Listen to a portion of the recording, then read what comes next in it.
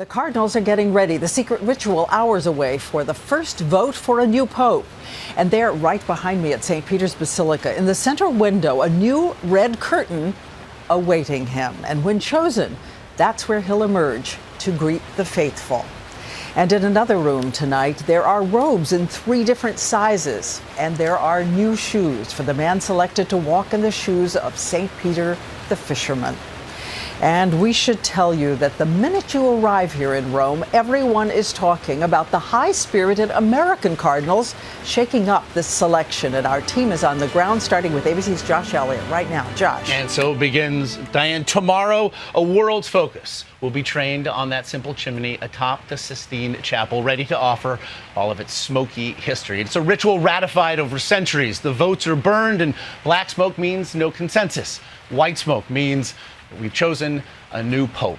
And yet, in so many ways, the direction that the church now charts for itself will be as important as the man chosen to lead it. Today, we got just a glimpse of what those 115 voting cardinals would see as they entered the halls of the Sistine Chapel, courtesy of Vatican TV. The frescoed history of those halls overshadowed by the votes that will take place within them tomorrow. Yesterday, the Cardinals led masses at the local churches around Rome. And for one, it would be his final mass before becoming pope. Mi sento sempre a casa. Might that pope be Cardinal Timothy Dolan of New York? In the days leading to Conclave, he's become a darling of the Italian press. Or might that pope be Cardinal O'Malley of Boston, whose humble Capuchin robes and leadership in the wake of the nationwide sexual abuse scandal have endeared him to his fellow electors? While neither claims to want the job. That's just way too out of the realm of probability. I have bought a round-trip ticket, so... Their candidacies are a sign of a race that has no clear frontrunner. Cardinal O'Malley and Cardinal Dolan are both quite popular here in Italy. There's already sort of fan clubs around the two of them. Still, the 28 Italian cardinals represent by far the biggest voting bloc by nationality. And true to form, they're thought to be pushing for an Italian pope. But as the multitude of languages that we hear today in St. Peter's Square suggests on the eve of the conclave, Vatican City is not Italy. The world's Catholics are arriving to see the election of a new pope, and for the first time they may see that pope hail from Latin or North America. So might that mean Cardinal Scherer of Brazil or Cardinal Ouellet of Canada? 2 candidates backed by a faction of traditionalists who work in the Vatican. They're looking for someone who has executive skills. Someone talked about Jesus with an MBA. This is a historic election with the church at a crossroads, particularly in the United States. In fact, in a new ABC News Washington Post poll, an overwhelming number of American Catholics disapprove of the church's handling of the sex abuse scandals, in addition to criticism shared worldwide of the secretive and allegedly corrupt Vatican banking system. What is it that the church needs? Where does the church need to go? One thing is certain. The race is wide open, with all eyes on that chimney as Rome awaits tomorrow.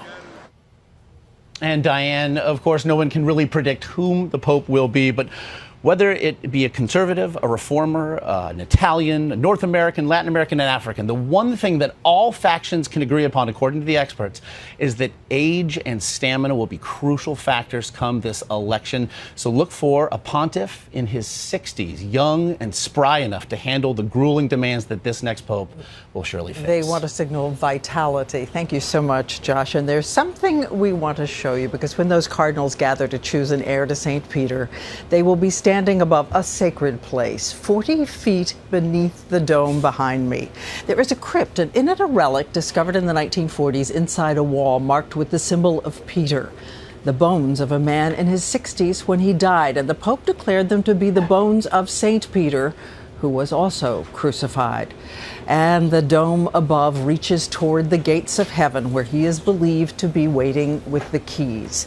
As the cardinals gather beneath, there's princes on earth. And now let's bring in ABC's Cecilia Vega with what they are going to do as this ancient process unfolds.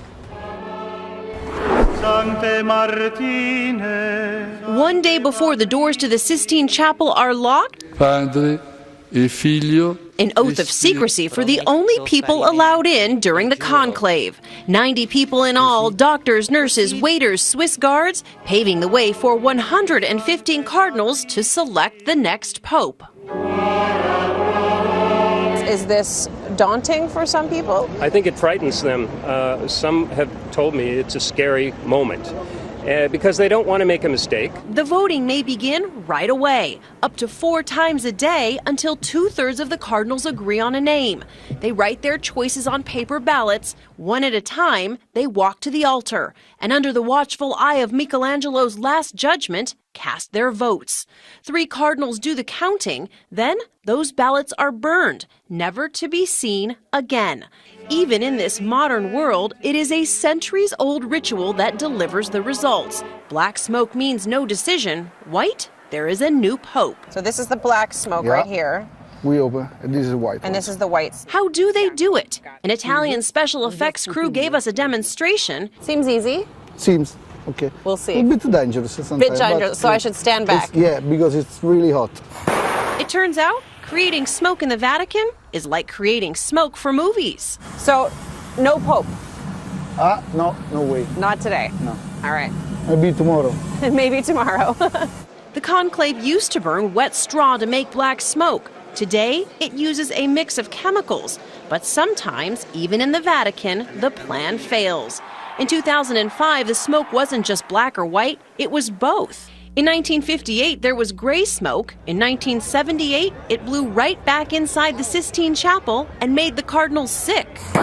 Today, our smoke was bright white. All we were missing was a new pope. I can hear the crowds in St. Peter's Square cheering already. And so, Diane, I have with me tonight a sample ballot, a mock ballot, like the one that the Cardinals are going to use when they start voting tomorrow. And we know that many of them trying to disguise their name when they the name of the Pope that they're choosing when they write on it, so that no one knows who it is that they're voting for. Not just that, it gets very secretive. They fold it once, and then they fold it again, and then it gets burned so that no one sees this vote.